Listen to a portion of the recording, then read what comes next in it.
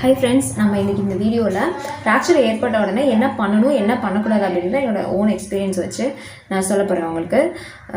வீடியோவை ஸ்கிப் பண்ணாம கடைசி வரையும் பாருங்க. அப்பதான் நான் என்ன சொல்ல வரேன்னு தெரியும். நாங்க ஒரு 1 இயர்க்கு முன்னாடி ஸ்கூட்டில போகும்போது ஒரு சின்ன ஆக்சிடென்ட் ஆயிடுச்சு. அதுல பாத்தீங்கன்னா கை மூட்டுல வந்து வலி இருந்துச்சு.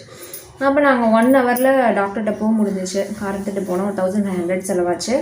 அவங்க என்ன சொன்னாங்கன்னா ஒரு சில எக்ஸசைஸ் வந்து கைக்கு சொன்னாங்க. அதெல்லாம் பண்ண முடிஞ்சிச்சு. ஸோ இதெல்லாம் பண்ண முடிஞ்சிச்சுன்னா உங்களுக்கு ஃப்ராக்சர் இருக்க வாய்ப்பு இல்லை அப்படின்னு சொல்லி ஒரு டேப்லெட்டை கொடுத்து ஒரு இன்ஜெக்ஷன் ஆன்டிசெப்டிக் இன்ஜெக்ஷன் போட்டு அனுப்பிச்சிட்டாங்க. வீட்டுக்கு வந்த உடனே பார்த்திங்கன்னா கொஞ்சம் கொஞ்சமாக பெயின் வந்து இன்க்ரீஸ் ஆச்சு. அப்போ அந்த வில்லேஜில் என்ன சொன்னாங்கன்னா வலிச்சா சரியாயிரும், அந்த இடத்துல எண்ணெய் போட்டு வலிச்சா சரியாயிரும். அதுக்குன்னு சில ஆளுங்க இருப்பாங்க இல்லையா வில்லேஜில், அங்கே போய் வலிக்க போயிட்டோம். 2-3 நாள் வலிக்க என்ன ஆயிடுச்சு, வீங்க ஆரம்பிச்சிருச்சு. ரொம்ப பெயின் வர ஆரம்பிச்சிருச்சு சுத்தமாக நிற்காமல். அப்புறம் இனிமேல் சரிப்பட்டு வராதுன்னு சொல்லி ஸ்டாப் பண்ணிட்டு டாக்டர்கிட்ட போகலாம் அப்படின்னு நினச்சப்போ ஃபிசியோதெரப்பி அதுக்கு போனோம். அங்கே போனப்போ ஃபஸ்ட்டு அவங்க எக்ஸ்ரே ரிப்போர்ட்டு தான் கேட்டாங்க. டாக்டர் என்ன சொன்னாங்க, அவங்க ப்ரிஸ்கிரிப்ஷன் இருக்கா அப்படின்லாம் கேட்டாங்க. அது இல்லை, நாங்கள் நேராக இவங்க பார்ப்பாங்கன்னு சொல்லிட்டு போயிட்டோம். அப்போ அதனால் அவங்க பெயினுக்கு மட்டும் நாங்கள் சின்ன ட்ரீட்மெண்ட் பண்ணுறோம்னு சொல்லிட்டு ஒத்தடை மாதிரி கொடுத்தாங்க. அவ்வளோதான். அதுக்கப்புறம் டாக்டர்கிட்ட போகலாம் அப்படின்ட்டு எஸ்ஆர்எம் போனோம்.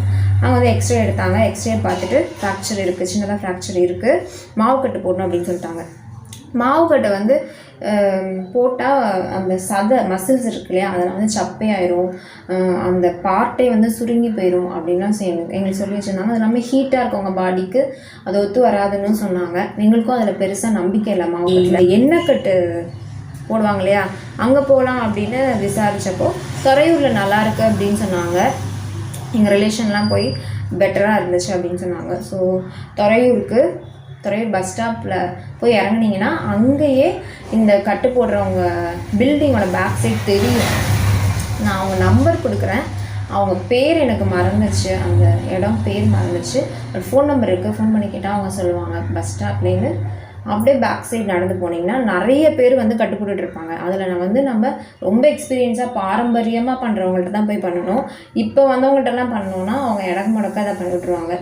ஸோ நாங்கள் போன இடத்துக்கு நான் அந்த நம்பர் உங்களுக்கு கொடுக்குறேன். போகணுன்னு தோணுச்சுன்னா மொபைல் நம்பர் காண்டாக்ட் பண்ணி போய் பாருங்கள். பக்கமாக தான் இருக்குது அது ரொம்ப. அவங்க என்ன பண்ணாங்கன்னா 4 days வர சொன்னாங்க. அதான் ஃபஸ்ட்டு டே போனோம், அதுக்கப்புறம் 7 நாள் கழிச்சு, அதுக்கப்புறம் ஒரு 7 days கழிச்சு. அப்படி ஃபஸ்ட்டு சொன்னது வலிச்சிருக்கவே கூடாது அப்படின்னு சொன்னாங்க. அது எங்களுக்கு தெரியாமல் போயிடுச்சு. எண்ணெய் கொடுப்பாங்க முடிச்சதுக்கப்புறம், எண்ணெய்க்கு 100 rupees, அதுக்கப்புறம் அவங்க அது பண்ணுறதுக்கு 100 rupees. நம்ம வந்து கேட்டுக்கணும், குளிக்கலாமா, ஏதாவது வேலை செய்யலாமா, கைக்கு எக்ஸசைஸ் கொடுக்கணுமா அப்படின்றத நம்ம தான் கேட்டுக்கணும். எவ்வளோ நேரத்துக்கு ஒரு டைம் என்ன கொடுக்கணும் அப்படின்ற டீட்டெயில்ஸ்லாம் கிளியராக அடுத்த நாள் வந்து நம்ம வரப்போ கவர்மெண்ட் லீவாக இருந்தால் ஓப்பனில் இருக்குமா அப்படின்றதுலாம் அங்கேயே கேட்டுக்கோங்க. ஃபோன் நம்பர் நோட் பண்ணி வச்சுக்கோங்க. அங்கே வந்து சின்ன குழந்தைங்க 2 வயசு குழந்தையிலேருந்து 70 வயசு இருக்கிறவங்க வரையும், அப்புறம் யங்ஸ்டர்ஸ் எல்லாருமே வராங்க. இந்த மாதிரி ஃபஸ்ட்டு போகிறப்ப எக்ஸ்ரேலாம் வாங்கி பார்க்குறாங்க. அதே மாதிரி கடைசி டைமும் நம்ம திருப்பி எக்ஸ்ரே எடுத்துகிட்டு வந்து பார்க்க சொல்கிறாங்க. எங்களுக்கு வந்து அத்திப்பால் அடிக்க சொன்னாங்க, இல்லைனா கேழ்வரகு 10 ஒன்று போட சொன்னாங்க. 4th டைம் போயிட்டு வரப்போ அவங்க வந்து 2மே அத்திப்பாலும் எனக்கு ஆப்ஷன் கிடச்சிச்சு. அதுக்கப்புறம் அந்த 10 அவங்க சொன்ன மாதிரி அவங்களே ஒரு இன்ஸ்ட்ரக்ஷன் சொல்லுவாங்க, அந்த மாதிரி நாங்கள் ஃபாலோ பண்ணோம். ஸோ முன்னாடி இருந்ததுக்கு எவ்வளவோ அந்த கை வந்து மடக்க முடிஞ்சிச்சு, பாதியெல்லாம் மடக்க முடிஞ்சிச்சு, ஃபுல்லாக மடக்க முடியல. இப்போ கை நீட்டினா பாதி மடக்க முடிஞ்சிச்சு. அதில் ஓரளவு வேலையெல்லாம் சுத்தமாக செய்ய முடியாமல் இருந்தது, செய்ய முடிஞ்சிச்சு. அவ்வளோதான் அதில் பண்ண முடியும் அப்படின்னு சொன்னாங்க. அதுக்கப்புறம் கொஞ்ச நாள் கழித்து பார்த்தீங்கன்னா இன்னொரு ஹாஸ்பிட்டல் அரியலூரில் கேள்விப்பட்டேன், ரொம்ப நல்லா பார்க்குறாங்க, சரியாகுது இந்த மாதிரி மூட்டு வலி பிரச்சனை அப்படின்லாம். அந்த அட்ரஸ் கூட நான் அவங்களுக்கு தரேன், நீங்கள் அங்கே வேணால் போய் பாருங்கள். இல்லை இந்த மாதிரி வேறு ஹாஸ்பிட்டலில் இருந்தாலும் போய் பாருங்கள். அவங்க என்ன பண்ணாங்கன்னா ஃபஸ்ட்டு எக்ஸ்ரே எடுக்க சொன்னாங்க. எடுத்து பார்த்துட்டு இந்த மாதிரி அடிப்பட்ட இடத்துல கூடிடுச்சு, எலும்பு வந்து கூடிடுச்சு. பட் மேலே ஷோல்டர் பெயின் முன்னாடியே இருந்துச்சு. அந்த இடம் வந்து போன் வந்து வீக்காக இருக்குது அப்படின்னு சொன்னாங்க, அதாவது தேஞ்சு போயிருக்கு அப்படின்ட்டு. முன்னாடியே ட்ரீட்மெண்ட்டில் ஃபிசியோதெரப்பியில் இருந்தோம். அதுதான் இப்போ ரொம்ப கீழே அடிப்படவும் ரொம்ப இப்போ சிவியராக இருக்குது.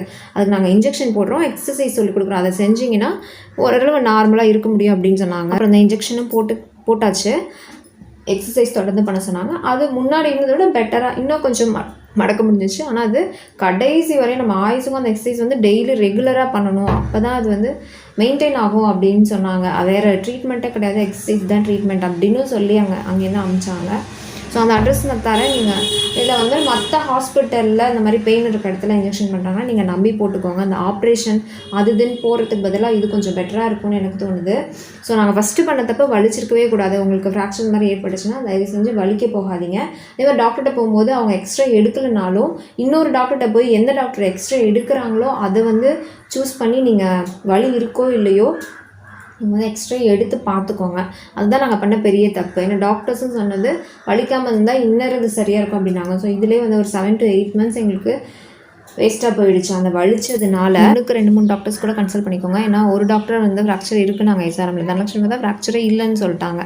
ஸோ ஆனால் பெயின் இருக்குது. 3rd கன்சல்டேஷனாக துறையூர் போனப்போ அவங்க சொன்னது ஃப்ராக்சர் இருக்குது, எலும்பு முறிவு சின்னதாக இருக்குதா, பட் நீங்கள் இந்த மாதிரி வெண்ணெயெல்லாம் போட்டு வலிக்காமல் இருந்தால் இந்த அளவுக்கு பெருசாக வந்திருக்காது. சீக்கிரமே ஒரு டைம் வலிச்சேன் அங்கே கட்டு போட்டிருந்தாலே ஒரு நாளே சரியாக போயிருக்கும் அப்படின்ற மாதிரி சொன்னாங்க.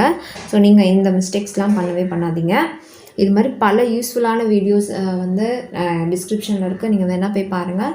இதுக்கப்புறம் மற்ற நான் போடுற வீடியோஸ் நீங்கள் பார்க்கணுன்னா மறக்காமல் சப்ஸ்கிரைப் பண்ணுங்கள், லைக் பண்ணுங்கள், ஷேர் பண்ணுங்கள், கமெண்ட் பண்ணுங்கள். தேங்க்யூ ஃபார் வாட்சிங்.